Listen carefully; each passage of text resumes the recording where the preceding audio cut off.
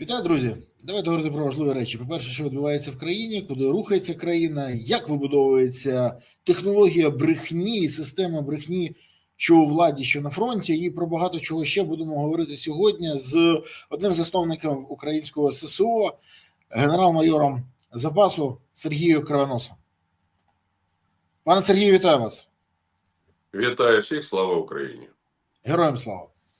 Пане Сергію, дивіться, російські окупаційні війська мають просування зараз напрямку населеного пункту Петропавлівка на Куп'янському напрямку, поблизу Гришиного і Новоолександрівки у Покровському районі Донецької області. Військові повідомляють, що ворог також просувається в населених пунктах Тарутине, Надміровка на північно-слобожанському напрямку, а ще окупували населені пункти Гірке, Верхня Тераса, Святопавловка на Гуляйполівському напрямку. Про це повідомляють і військові, і канал Deep State, і окремі люди, з якими спілкуєшся. Але чому мовчить про це Верховний Головнокомандувач? І що дійсно відбувається на фронті? Тому що постійні тільки позитивні реляції. Ми перемагаємо, і по словах нашого керівництва ми вже підходимо до Москви. Наскільки взагалі загрозлива така ситуація, коли кажуть одне, а мовчать про інше? Гарне питання, дякую. Ну, насправді, владі нема про що розповідати, бо якби було хоч щось розповідати, то вони б роздули це на рівному місці. А з урахуванням того, що ситуація на фронті в певних моментах ускладнилася, скажімо так, а спроможності Збройних сил не посилені системною і правильною роботою політичного керівництва України, то вони продовжують розповідати, подивіться, це ж не тільки питання про фронт, як ми все потужно наступаємо, і як ми чекаємо потужних караванів ракет компанії Firepoint в напрямку Російської Федерації. Питання ще полягає в тому, що в пресі активно журналісти, ті, які кажуть, що вони незалежні, пишуть те, які ми найкрутіші в світі, яких у нас величезна кількість всіляких досягнень, і що ми там єдині в світі в досягненні чогось.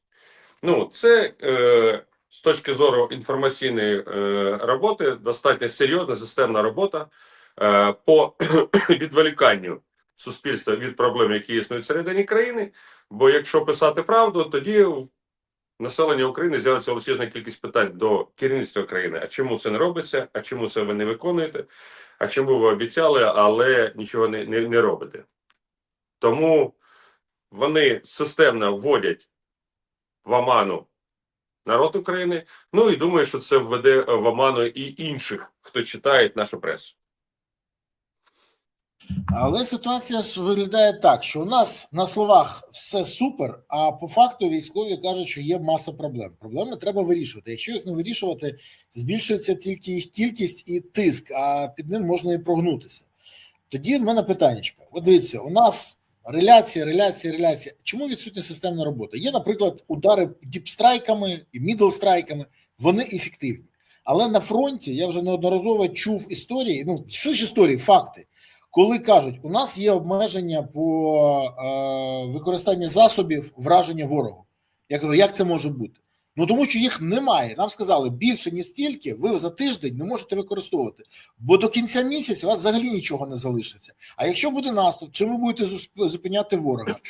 Ну, це ж ненормальна ситуація. Це ж не може бути системний підхід до оборони. І взагалі, тоді це не тільки про оборону, це взагалі про те, що ті, хто займаються таким формуванням завдань, не мають плану на майбутнє, бо їм тільки день простояти і нічку протриматися.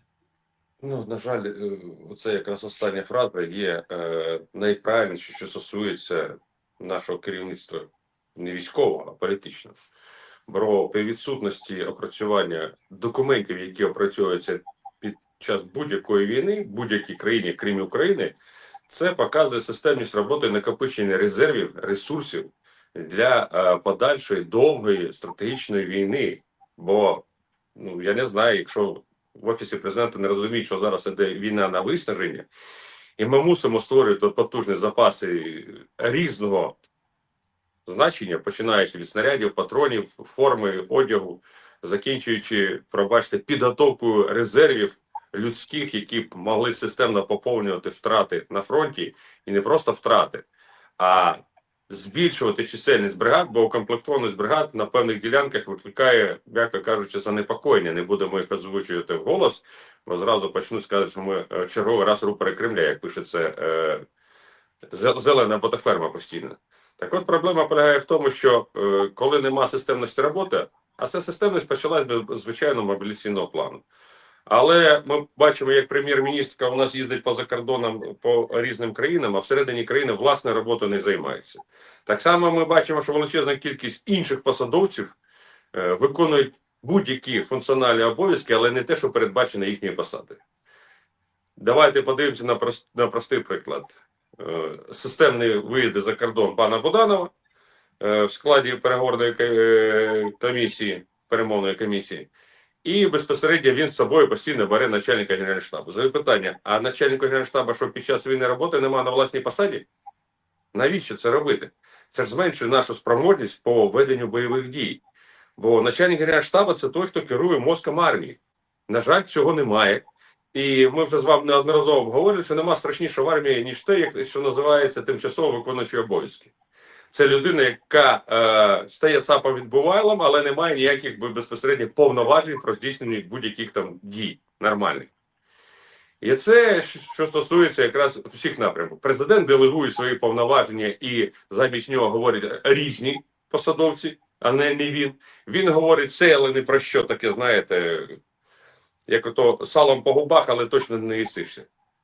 І проблема полягає в тому, що, на жаль, стратегічності, системності в їхній роботі нема. Ну, наприклад, ще такі питання. От міністр оборони виступає, що з такою, скажімо так, з заявою, що безпосередньо будуть по новій системі опрацьовуватися закупівлі певних зразків озброєння і інноваційне управління, яке буде здійснювати цю роботу. При цьому тут же паралельно виступає Роберт Мадяр Броуді, який розповідає, що ви нам погане боєприпаси подаєте безпосередньо, і ми не можемо якісно виконувати завдання. Це ж взаємопов'язано. Взаємопов'язано тим, що якраз от за рахунок знищеної системи контролю за якістю військової продукції, яка була знищена ще за часів пана Умєрова, знищений департамент цілий, який за це відповідав, багато, пробачте, не дуже якісно, називаємо так, а часто гівняного озброєння і боєприпасів до цього озброєння поступають до лав Збройних сил. І фронт від цього страждає. Давайте згадаємо тільки там величезну кількість 100 тисяч мін, які були неякісні, які повернули з фронту. І це один з прикладів. А таких прикладів більше, ніж достатньо. Хто за це відповідальність поніс? Ні.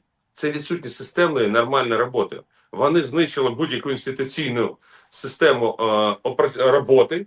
Тепер безпосередньо у нас 90 мільярдів з'явилося в перспективі, що нам дадуть на освоєння. І зразу з'явились нові інновації, що давайте ще покращимо і на 2 роки запустимо систему, яка буде вирішувати питання забезпечення фронту. Хотілося б вірити, що там буде все чесно і прозоро, але як показує досвід попередніх років, на жаль, фірм, які неякісно і по завищеній ціні постачають для нашого фронту озброєння, величезна кількість, а ніякої відповідальності в своїй більшості вони не понесли. Деякі добрі люди, яких не можна назвати злими язиками з Банкової, які присутні на ставці, кажуть, що зараз президент буває на ставці значно рідше, ніж в Саудівській Аравії. А з чим це пов'язано? Хоча вони також дають попередню відповідь. Бо, говорять, на ставці треба вирішувати питання і проблеми, а там рахат лукум і пахлава. Так все ж таки, в чому причина, що Зеленський втрачає зацікавленість у ставці? І багато хто розповідав, що коли він був присутній на ставці, він дуже швидко втомлювався і за деякий час її покидав. Зробити фоточки, а далі можна працювати без нього. Що не так з цим напрямком? У Зеленського нема розуміння, що це його обов'язок, чи що?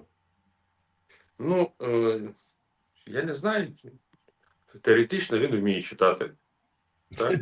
І безпосередньо в Конституції прописано його функціональні обов'язки. Так само, як все, що прописано про ставку, що, для чого, яким чином вона існує, також є.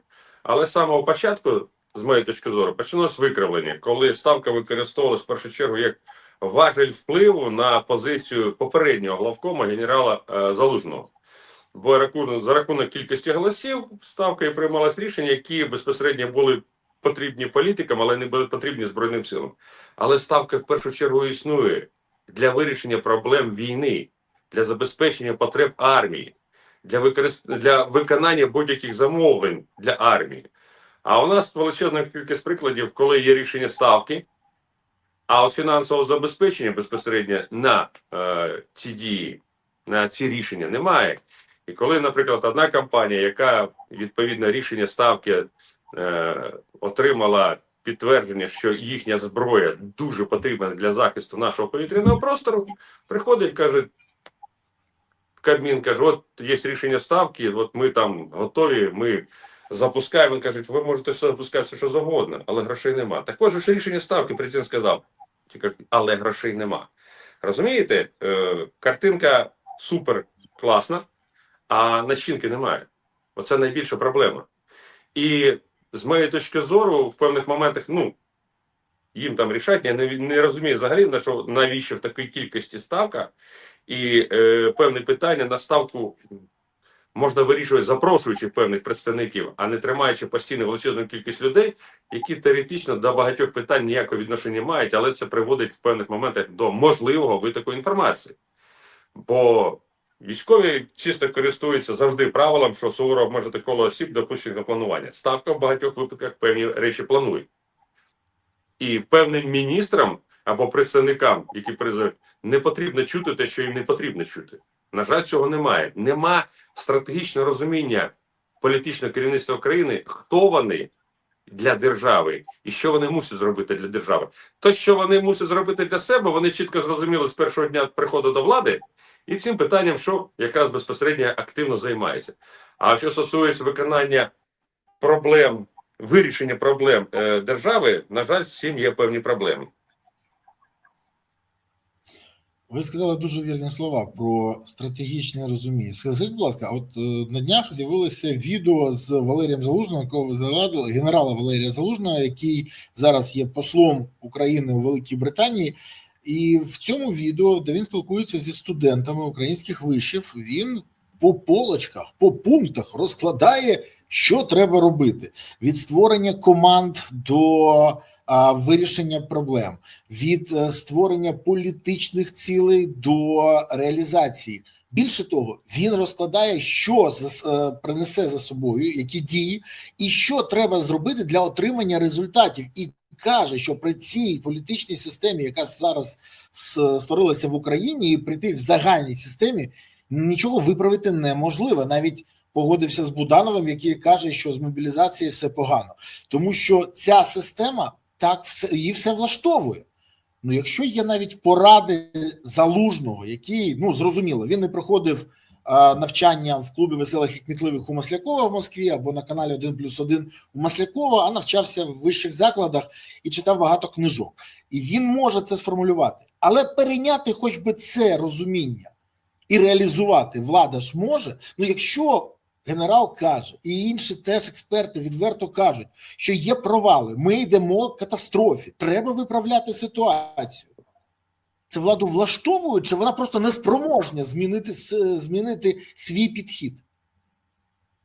Остання фраза є відповіддю на ваше питання. Вони неспроможні. З рахування від слова взагалі, кожному в житті дане щось, що він може робити професійно.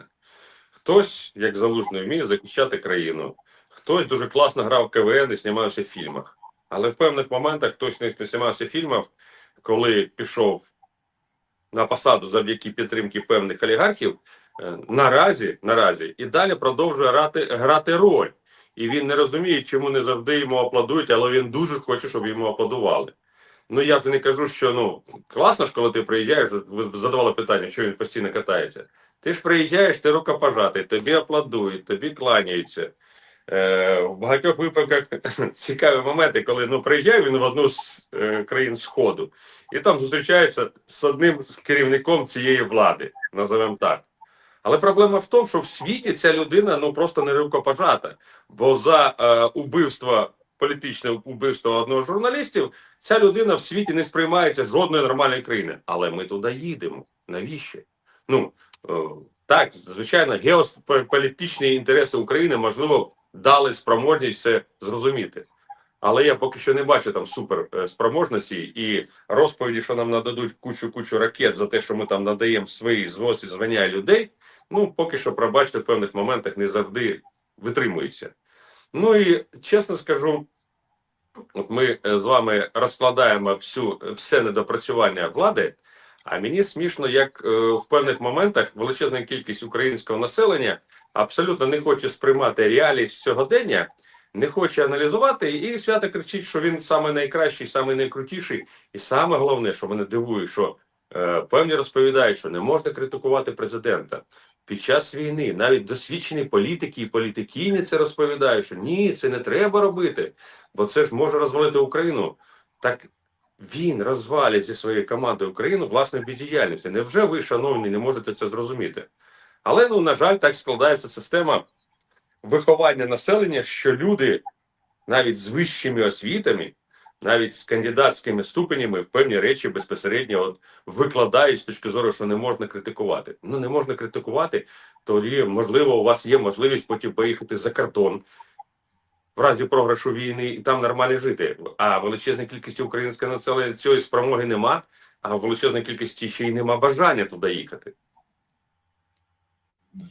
Дивіться, про бажання жити в Україні, воно є у великої кількості українців. Але я можу забитися зараз, що його немає і не буде у тих, хто сьогодні керує країною, або тих, хто є в їх оточенні. І це не припущення, це вже фактично підтверджено аудіо-відеозаписами. Українська Правда заявила, що отримала своє розпорядження нові розшифровки розмов операції «Мідас». В одній з наведених розмов там навіть спілкуються Тимур Міндіч і Сергій Шафір, і це виклала вже Українська Правда. Це колишній перший помічник Зеленського, який до того працював продюсером і директором «Квартал 95», і співвласник і друзяка Зеленського Міндіч, Тимур Міндіч. І вони обговорюють певного Льошу, якому намагаються офіційно та неофіційно зібрати гроші на заставу, Вову та Андрія, а ще будівництва маєтків. І про Олега, який посилився під час війни і може вирішувати питання. Мова йде про Чернишова, це про гроші. Мова йде про Зеленського і Алібабу, він же Андрій Борисович Єрмак, це про маєтки і про все інше. А ще мова йде про Олега Татарова, який посилився. Скажіть мені, будь ласка, це взагалі, от те, що от зараз оприлюднює Українська Правда, воно буде просто мати розголос і суспільний резонанс, але ніяких наслідків?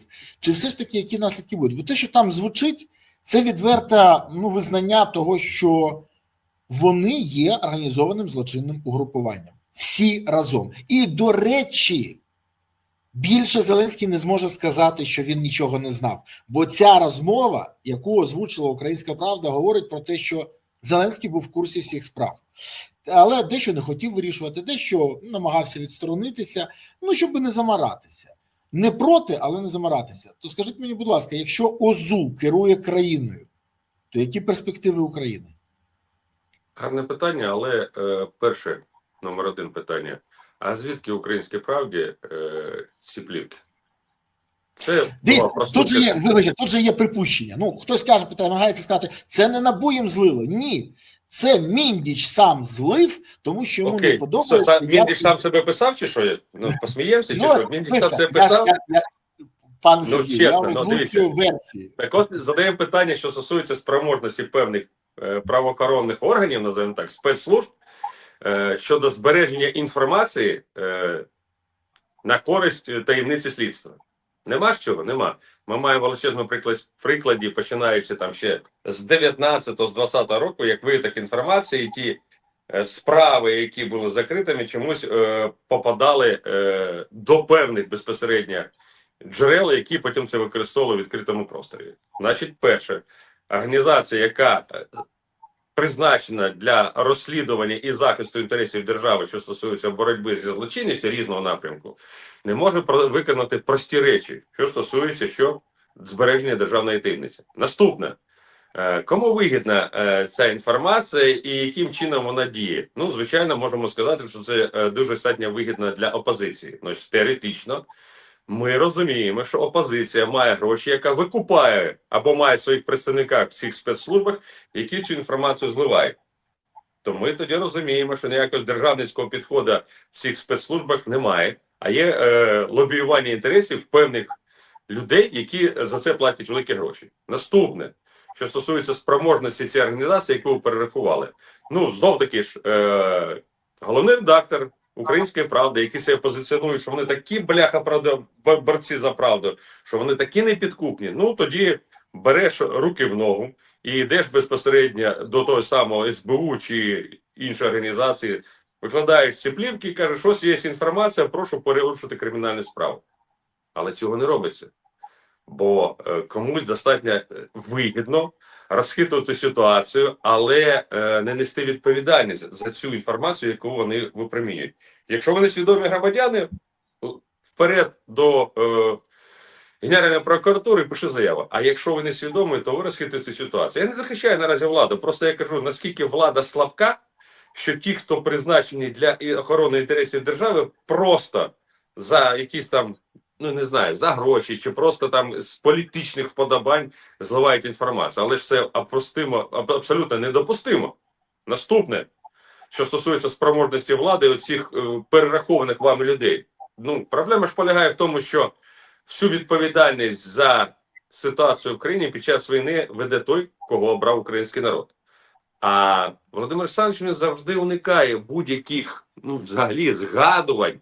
Він взагалі, знаєте, обходиться якоюсь там 10-ю дорогою, коли питання все суспільство розмовляє про приклади корупції, про порушення величезної кількості законів. До речі, він же ж у нас гарант Конституції і гарант дотримання всіх законів в Україні. Він взагалі про це не говорить і це обходить. Так само, як питанням про мобілізацію, то президент у нас про мобілізацію чомусь завжди не говорить нічого. Він, мабуть, не вчив або не читав статтю 11 закону про мобілізацію, мобілізаційну підготовку, там, де чітко визначені його обов'язки. І оця от проблема полягає в тому, що люди, які керують нами, займаються тим, чим їм подобається, а не тим, чим передбачено законодавчою базою частин країни. І те, що чітко прописано як алгоритм дій під час ведення бойових дій країною та й в мирний час. Дивіться, але ж це ж не єдина проблема, яка завдяки цим плівкам стала відома. Ну, тому що взагалі мене завжди дивувало, що у нас одні можуть отримати плівки, інші ні.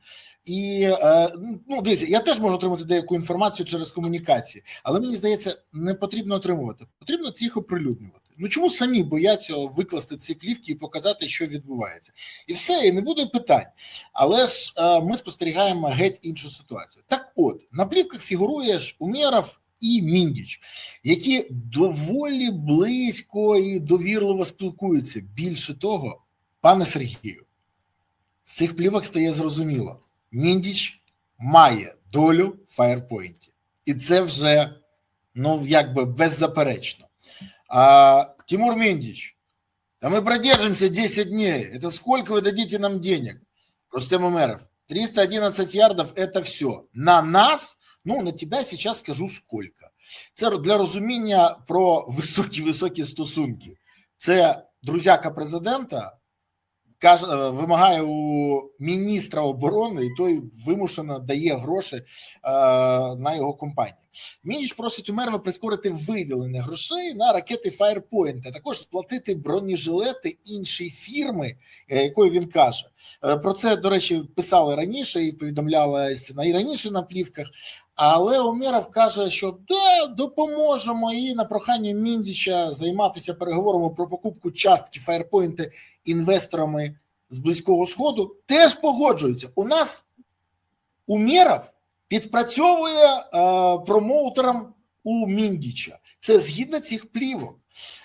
І ще один момент. Міндіч дуже незадоволений тим, що міністра оборони Умєрова тоді хотіли поміняти на Шмигаля і не дає цього робити. В мене питання. У нас друзяки і співвласники, друзяки президента і його співвласники по квартал 95 так потужно впливають на державну політику? І що тепер будуть розповідати ті, хто казали, що ні-ні-ні, Firepoint просто потужні генії, просто так склалося, що на них держава гроші дала, що держава переконала іноземців вкладати в них не в КБ «Луч», не КБ «Південне», а саме на приватну компанію, яка має відношення до Міндіча. То що ми спостерігаємо? Хтось заробляє на крові і на війні? Ну, це вже давним-давно зрозуміло. Ну, і ви спитаєте, чому саме так? Ну, мабуть, проблема полягає в тому, не тому, що ти друг президента, а тому, що в свій час ти каву носив одному з олігархів, який потім зліпив цього президента. Все достатньо просто. І тому і поведінка така, що він себе веде достатньо зухвало. Ну і подивіться ж перша реакція президента, коли була ситуація по витоку цієї інформації. Що він зробив? Він моментально позбавив громадянства людину, яка була замішана в величезних корупційних скандалах, пов'язаних з розкраданням грошей під час війни. І, на жаль, люди, які оточують президента, вони грають свою гру, вони розуміють, що, можливо, їхній час швидко закінчиться, хоча вони роблять сама по максимуму, щоб це продовжувалося достатньо довго.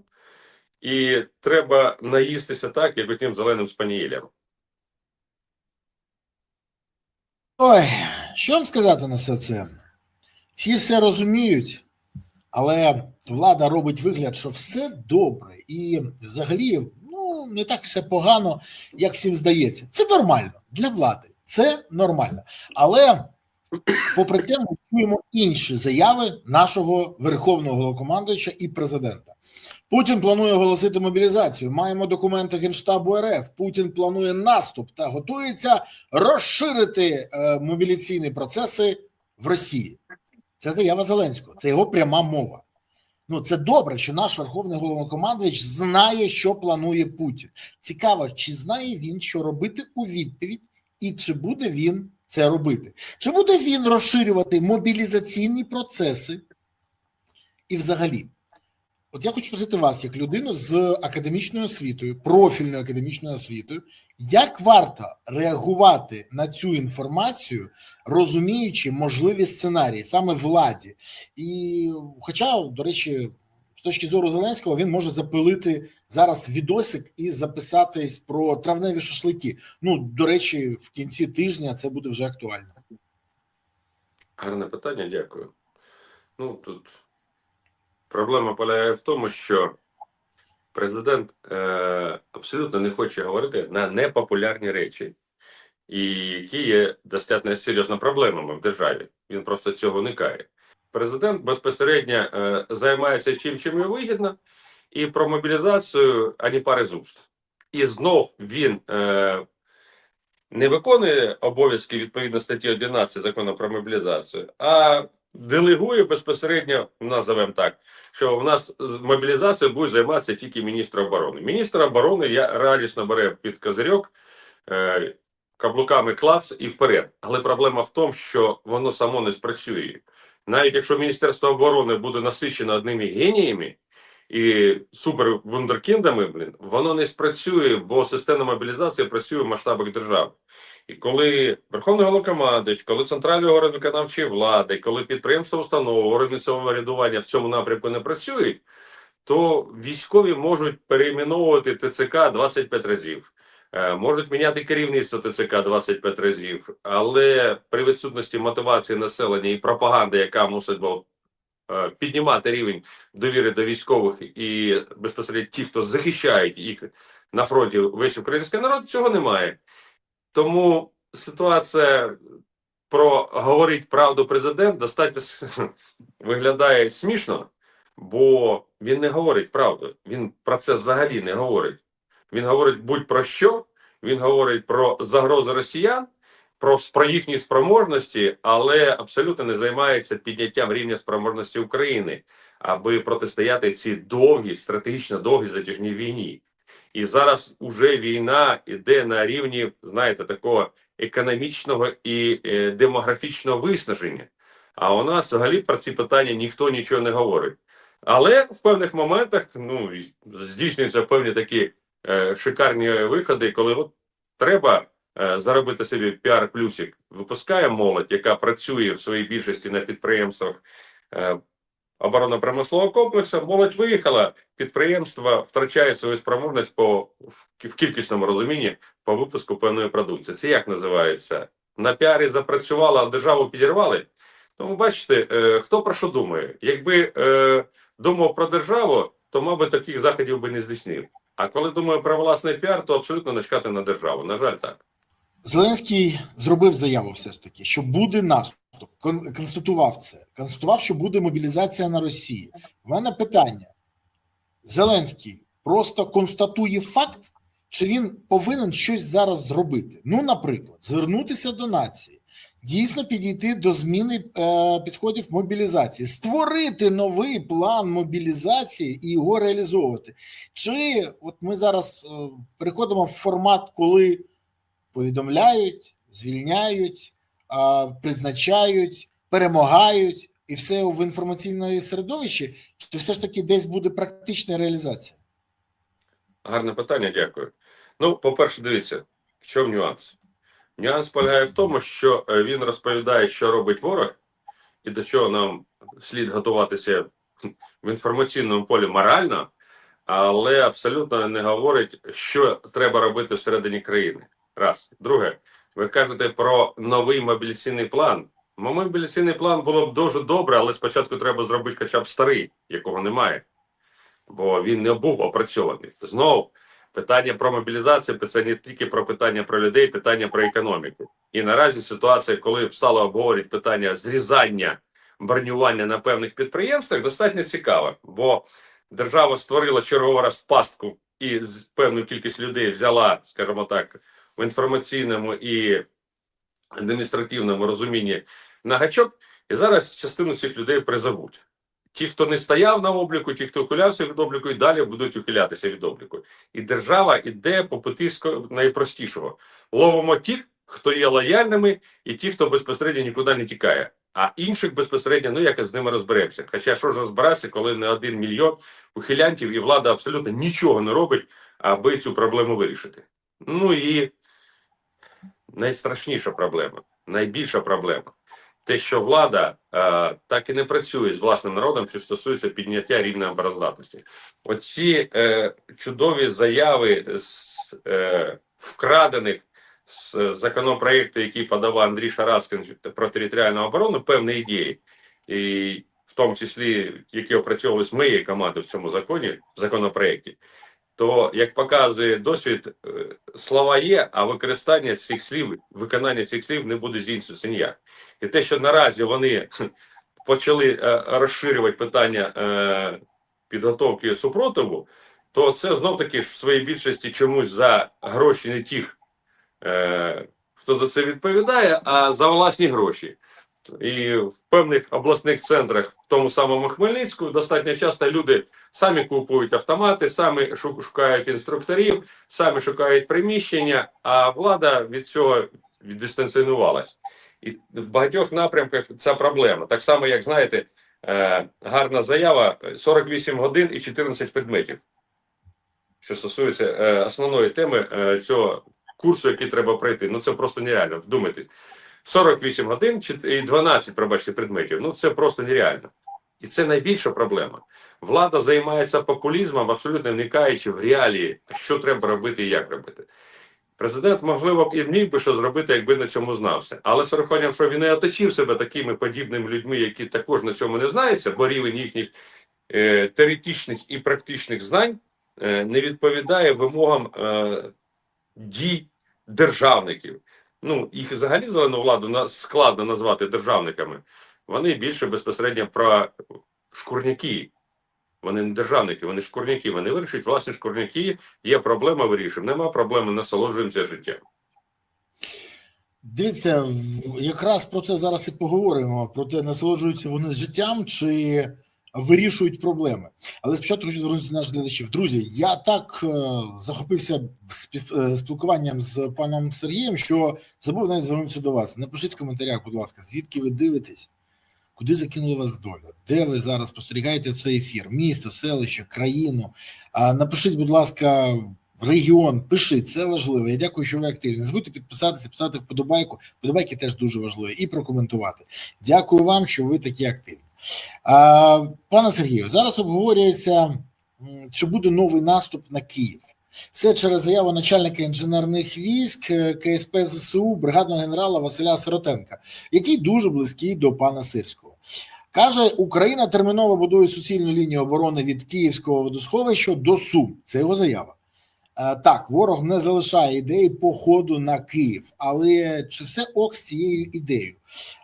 А ким заповнять цю лінію оборони? Ну, давайте відверто. Чи просто тими наявними військами, які вже є, їх хочуть відвести і посадити в цю лінію, ну, щоб розуміти, що відбувається, бо тоді готується відхід від тих позицій, на яких знаходяться зараз, бо якось треба це пояснити. І це говорить, що в планах Генштабу відкотитися в перспективі, чи готовий до цього теж новий мобілізаційний план, тому що теж треба робити.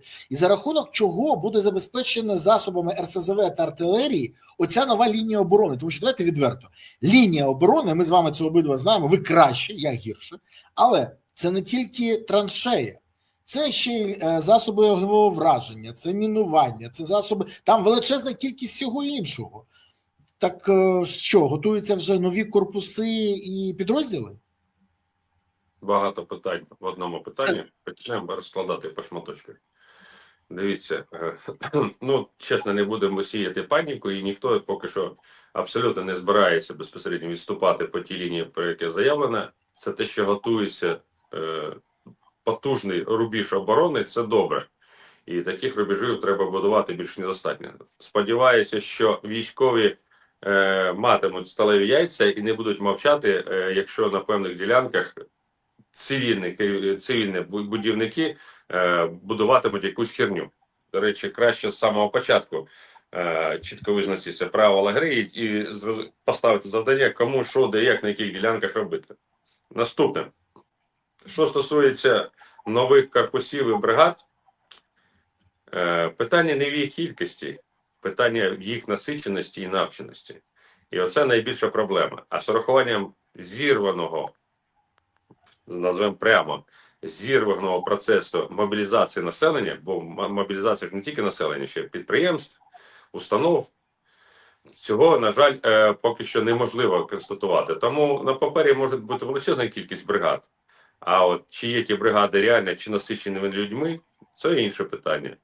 Тому галочки можна ставити будь-як, але вивести людей в поле, навчити, забезпечити і підготувати, то це зовсім інше питання. Тому військові точно поки що не збираються нікуди відступати, але військові завжди, коли планують певні дії, завжди спираються на спроможності по їх забезпеченню.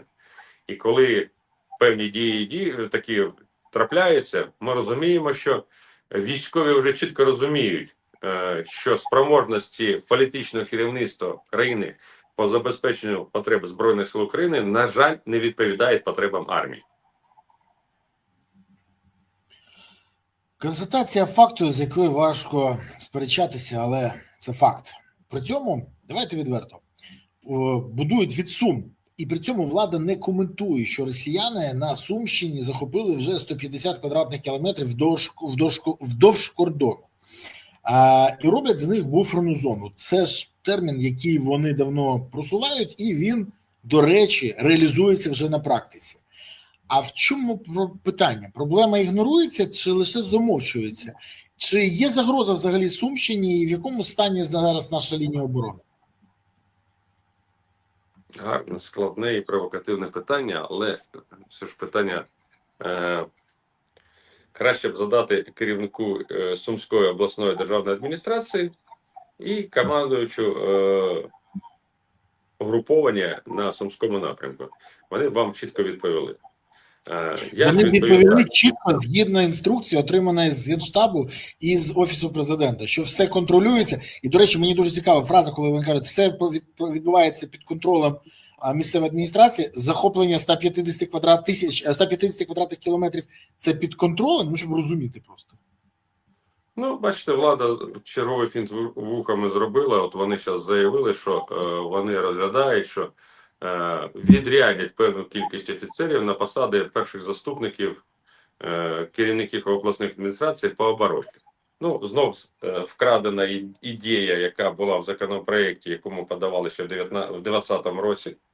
Але ми передбачали, що це будуть люди навчені і якісні. А з урахуванням нинішньої ситуації, то в багатьох випадках нормальних не пошлють, бо нормальну людину ні один командир просто так не віддасть, бо вона йому потрібна тут.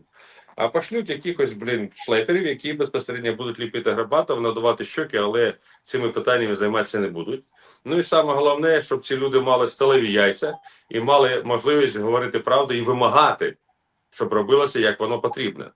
Бо яким чином, ну, наприклад, можна згадати, як це було в свій час на Харківському напрямку, коли керівник, який потім арештували, частіше проводив свій час керівника Харківської державної обласної цивільно-військової адміністрації, ніж займався проблемами своїх частин. Тому можна сконстатувати, що на Сумському напрямку проблема є, але поки що на Сумському напрямку нема спроможності вирішити ці проблеми з нашого боку. І тут ми знову повертаємося до того самого ж плану мобілізації, який відсутній і має з'явитися. Ну, це якась дивна ситуація. Всі все розуміють, але влада робити нічого не хоче. І я не можу зрозуміти головне, а що ж демотивує владу це робити? Я дійсно не розумію цього. Демотивація достатньо проста. Для того, щоб щось робити, треба розуміти, що робити. А з урахуванням того, що основна робота прописана, що треба робити в законі про мобілізацію і мобілізаційну підготовку, треба просто посадити, змусити прочитати цей закон, прийняти заліки, починаючи від президента, бо народ, який обрав президента, має 100% право вимагати від президента, як гаранта Конституції, виконання цих законів. Так от давайте задавати питання. Відкриваємо закон, по пунктам пішли. Чому не робиться, чому не робиться, чому не робиться? Бо знов таки, що у нас Офіс президента, який відповідає безпосередньо за нормальну діяльність президента, якраз от виконанням закону про мобілізацію і мобілізаційну підготовку не займається, не контролює, не задає питання, чому Кабмін не опрацював певні документи, чому Верховна Рада не розглядає певні речі. Вони не вимагають, але вони мусять нагадувати. А президент безпосередньо, як гарант Конституції і керівник країни, мусить розставляти крапки над «і». Але коли керівник Офісу постійно за кордоном в міжнародних перемовинах і розповідає про мобілізацію, в ГУРі, на тій посаді, на якій служив пан Буданов до свого призначення керівником ГУРу, ця людина мобілізацією не займалася. А вже коли керував Офісом, він тим більше, ГУРом, тим більше не займався мобілізацією. Тому, коли людина розповідає про мобілізацію, виглядає, ти ж ніколи з цим не стикався. Про що ти розповідаєш? Ти не розумієш самих процесів, як воно здійснюється. І це найбільша проблема. Це знов таки ж. Люди розповідають те, що треба робити, люди розповідають про проблеми, але ніколи вирішенням цих проблем і суті цих проблем не розуміють. Ну, до речі, Віктор Ківлюк був у мене в ефірі, він просто по поличках розклав, що треба робити, і це можна просто брати і реалізовувати. І він каже, що спочатку треба виконувати закон про мобілізацію. Це просто з цього це треба почати. І якщо всі розуміють знову, та візьміть ви вже фахівців, візьміть ви тих, хто може виправити ситуацію. Ні. Ні лояльних і шоуменів. Якось дивна ситуація. Але дивіться... 22-го року я про виконання закону про мобілізацію і мобілізаційну підготовку, до речі, з вами в ефірах, я не знаю, там вже, мабуть, сотні разів це обговорювали, розкладали, що, кому, як робити. Але проблема полягає в тому, що ті, хто керують процесами політичного керівництва країни, абсолютно не читали цей закон і не хочуть його виконувати. От найбільша проблема в чому. Мало того, що в свій час вони його підскоротили, щоб нести меншу відповідальність, бо вони розуміють, що все ж таки колись прийдеться ж відповідати. Вони ж, хоча і вірять, що вони на даному етапі, що вони безсмертні і вони такі, зелені поні, яким все зійде з рук. Але, знаєте, десь там в глибині душі є розуміння, очікування, що коли прийде неминучий кінець, то прийдеться ж відповідати. Тому вони в певних моментах підстрахувалися і закон підскоротили. А давайте поговоримо про тих, хто вже мобілізований. От оприлюднені фото, на яких були виснажені бійці 14-ї бригади 2-го батальйону ЗСУ. яких просто не забезпечили їжею і водою, і вони дійсно там зморені. Там страшно. Ну, у нас такі фотки завжди, коли наші українські бійці повертаються з полону. А тут наші на позиції, і більше того, це призвело до того, що Генштаб визнав наявність такої проблеми. І, до речі, не лише в тій бригаді. А хто дійсно має понести відповідальність за подібне? Тому що там взагалі дуже цікава ситуація. Дмитро Кащенко з'ясував, що комбрига зняли заздалегідь задовго до того і взагалі по іншому питанню, а зараз показали це якби от вирішенням проблеми. Як взагалі на 5-му році повномасштабної війни таке може відбутися? Може. Я, до речі, вибачте, що переб'ю, я бачив обличчя керівництва нашої держави, вони точно не голодують. Чи це інше? Ну, дивіться. Гарне питання. Приведу приклад. У 2014 році, коли ми знаходилися в оточенні, у нас теж закінчились продукти і закінчились боєприпаси. Але дотиснувши керівництво АТО, я отримав для своїх хлопців за рахунок використання певних авіаційних транспортних засобів певну кількість боєприпасів і їжі, що дозволило нам успішно виконати поставлене завдання. Це було окрема розмова, про це можна розповідати хвилин 20, як це було здійснено, як часто під боєм ворога одні ведуть бій, а інші збирають ці продукти, які були розкидані в результаті там не дуже, скажімо, успішного десантування з парашутних платформ. На позиції у відриві від наших безпосередньо основних сил продукція також доставляється, будь-яка вода, їжа, медикаменти доставляються за рахунок дронів, як наземних, так і повітряних. І планування забезпечення потреб тих, хто виконує бойові завдання, це завдання командирів рівня, командира роти, командира батальйону, командира бригади. І саме вони за це мусять відповідати. Якщо їм похрен люди, то безпосередньо ми бачимо такі результати. Система дає збій не тому, що хреновий генерал Сирський. Генерал Сирський також не може всім в голову вкласти певні свої знання, свій досвід. Тут треба дивитися, що ми маємо ситуацію про українську народну армію. Бо професійна армія до 22-го року – це одне, а українська народна армія, де зараз з 10 8 – це ті, хто прийшли після 22-го року, деякі стали успішними і правильними командирами, деякі просто стали командирами, але успішними точно не стали і вмілими не стали.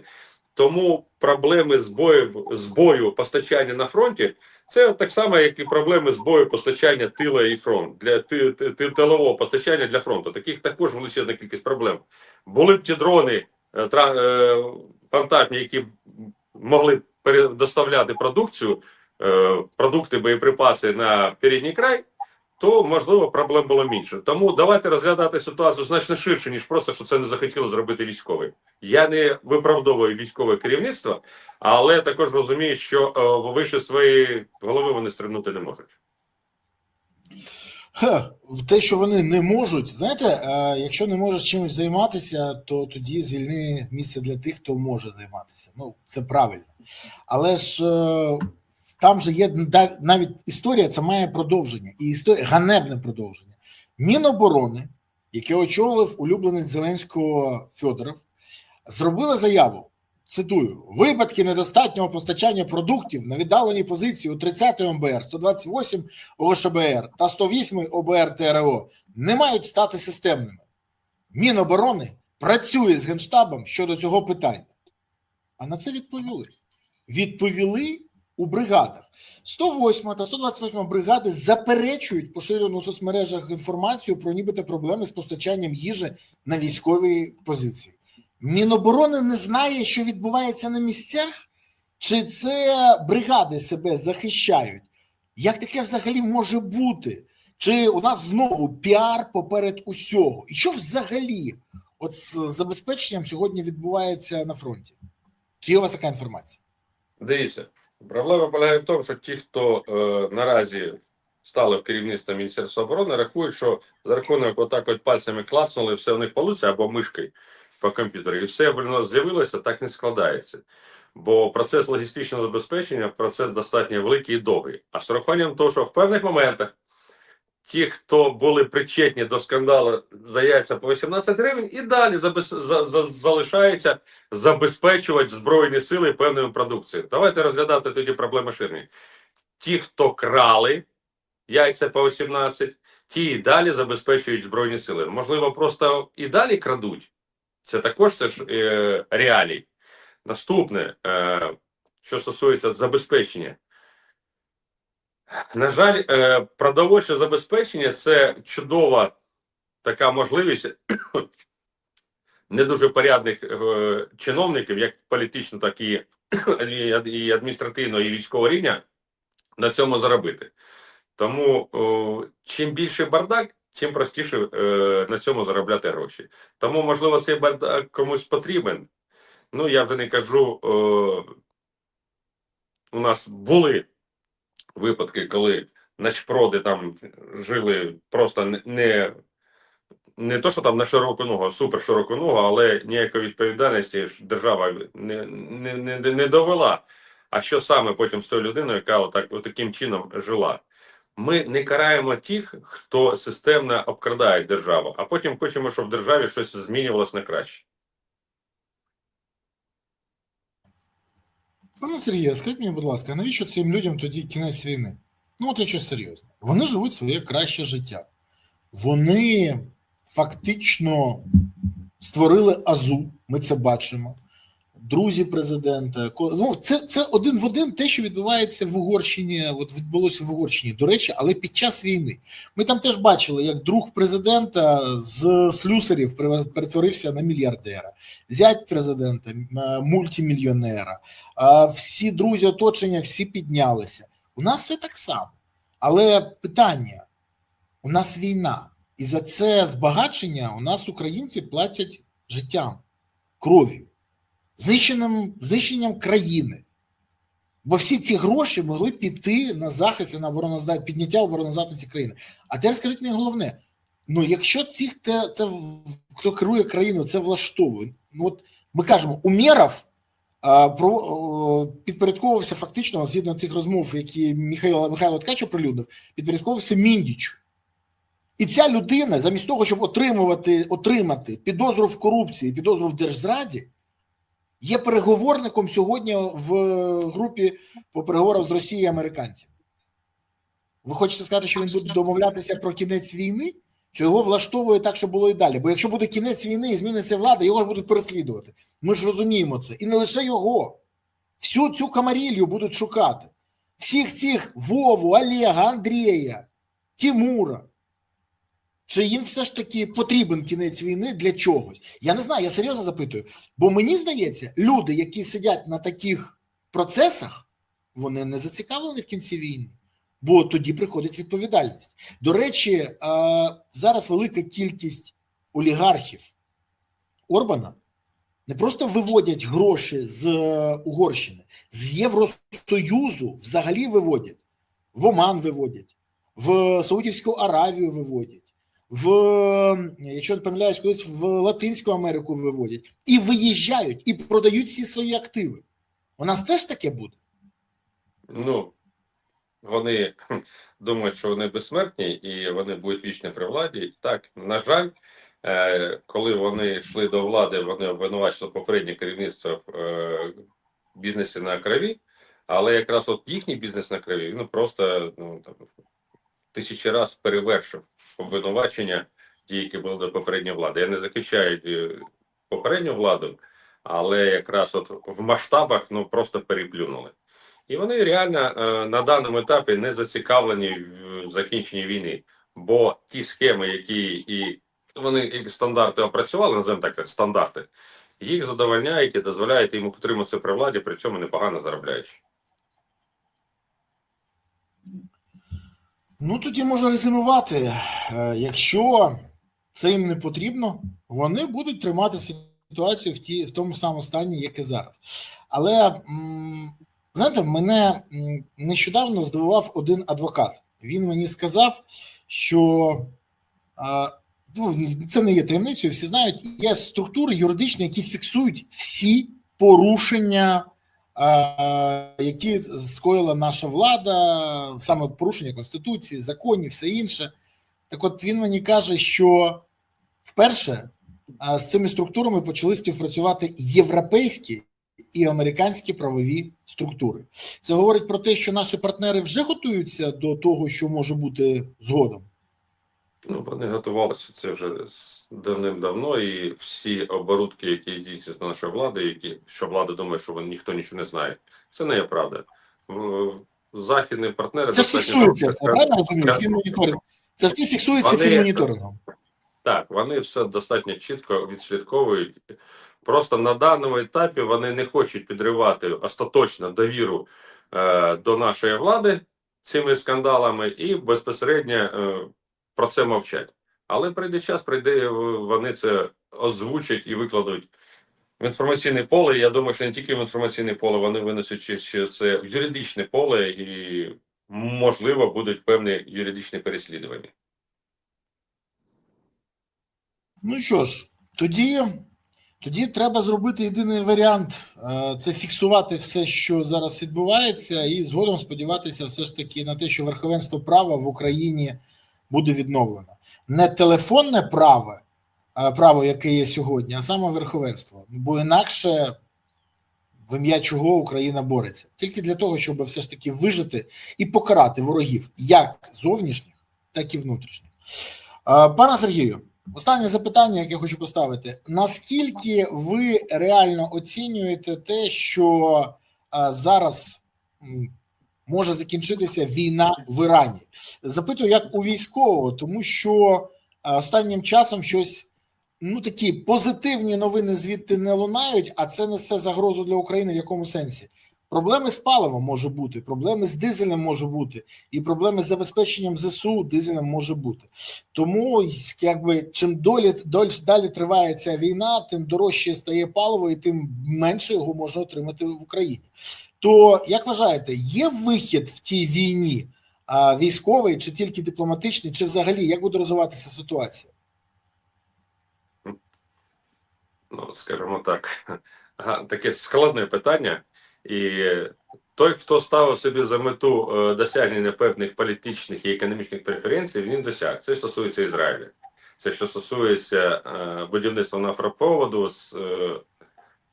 до самих ізраїльських портів через пустелю безпосередньо і відпуск цього пального, називаємо так, нафту, пального вже безпосередньо по правилам із ізраїльських портів, і це реально просто там багатомільярдний проєкт, який посилить Ізраїль на Близькому Сході та взагалі в світі. Це зіграно руками американців, але мізками ізраїльтян. Ну, а що стосується, коли це закінчиться, знайшли сторони вже певні, знаєте, слабкі сторони до одного і вже знаходять той консенсус. І чи буде силове закінчення війни, чи буде дипломатичне, питання достатньо таке цікаве. По-перше, треба розуміти, що Трамп, незважаючи на там всі його заяви, є бізнесменом і намагається і для себе знайти якісь певні преференції, не стільки для Америки, скільки для себе, в першу чергу, для свого оточення. Тому з урахуванням його потужного нарцисизму певні кроки можуть бути непередбачені. Але Трампу потрібне миротворчество, йому потрібна почека перемога, бо, ще раз нагадаю, зрозумів, що з Україною достатньо складно зараз наразі домовитись про зупинення війни на вимогах Російської Федерації. Трампу потрібні хоч якісь перемоги, хоч мінімальні перемоги, тому що вибори до американського парламенту вже починаються з літа. І втрати позицій республіканців по відношенню до демократів достатньо серйозні. Тому я думаю, що фінал не за горами. Ну що ж, дякую вам за сьогоднішнє спілкування, за відповіді на запитання. І сподіваємось, що все буде, як ви і кажете. І фінал там не за горами, і ми переможемо. І, до речі, проблеми України будуть вирішені, хоч би почувши ваші поради, а також почувши поради тих експертів, які фахово можуть пояснити, що треба виправити, щоб врятувати ситуацію. Дякую за сьогоднішнє спілкування. Тримаємося і чекаю вас знову в ефірі. Па-па. На все добре, дякую. Друзі, ви подивилися цей ефір. Ви отримали багато інформації. Працюйте з нею, працюйте з цією інформацією, і тоді будете розуміти, як мінімізувати негатив, як отримати максимальний позитив для держави і суспільства, куди ведуть країну і що треба зробити, щоб отримати бажане для країни, а не для деяких представників організованого злочинного групування. Тримаємось разом, допомагаємо ЗСУ, донатимо на ЗСУ, приєднуємося до ЗСУ і підтримуємо ЗСУ. Бо ЗСУ – це єдина сила, яка справді дає запоруку тому, що у України буде майбутнє. Тому всі ресурси на ЗСУ, і тоді справді все буде Україна. Дякую вам.